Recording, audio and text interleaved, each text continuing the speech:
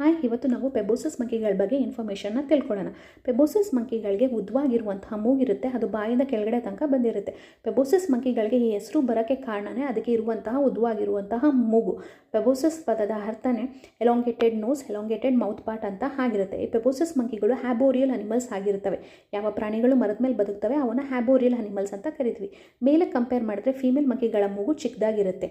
ಮೇಲ್ಗಿರುವಂತಹ ದೊಡ್ಡದಾಗಿರುವಂತಹ ಮೂಗು ಅವಕ್ಕೆ ಯಾವ ರೀತಿ ಹೆಲ್ಪ್ ಮಾಡುತ್ತೆ ಅನ್ನೋದಾದರೆ, ಅವು ಮಾಡುವಂತಹ ಸೌಂಡು, ರೋಡ್ ಸೌಂಡ್, ಹಾಂಗ್ ಸೌಂಡ್ನ ಅದು ಉದ್ದವಾಗಿರುವಂತಹ ಮೂಗು ಆ್ಯಂಪ್ಲಿಫೈ ಮಾಡಿ ಕೇಳಿಸುತ್ತೆ. ಅಂದರೆ ತುಂಬ ಜೋರಾಗಿ ಕೇಳಿಸೋ ರೀತಿ ಮಾಡುತ್ತೆ. ಅದ್ರ ಮೂಲಕ ಅದು ಫೀಮೇಲ್ನ ಇಂಪ್ರೆಸ್ ಮಾಡ್ಬೋದು, ಬೇರೆ ಮೇಲ್ಸ್ನ ಹೆದರ್ಸೋಕ್ಕೆ ಹೆಲ್ಪ್ ಆಗುತ್ತೆ.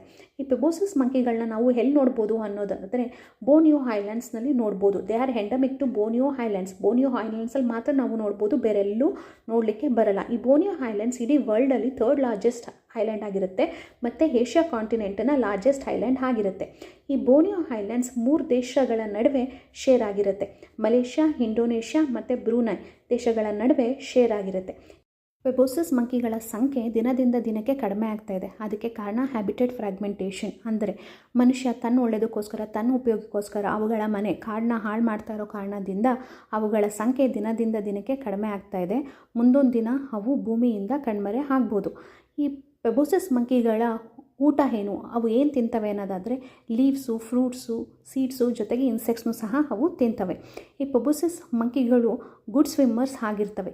ಈ ಮಂಕಿಗಳ ಪ್ರಪಂಚದಲ್ಲಿ ಪೆಬೋಸಸ್ ಮಂಕಿಗಳು ಗುಡ್ ಸ್ವಿಮ್ಮರ್ಸ್ ಆಗಿರ್ತವೆ. ಕೆಲವೊಂದು ಸ್ಪೀಸೀಸ್ ಆಫ್ ಮಂಕಿಗಳು ಸ್ವಿಮ್ ಮಾಡ್ಬೋದು, ಅದರಲ್ಲಿ proboscis monkeys are the best swimmers.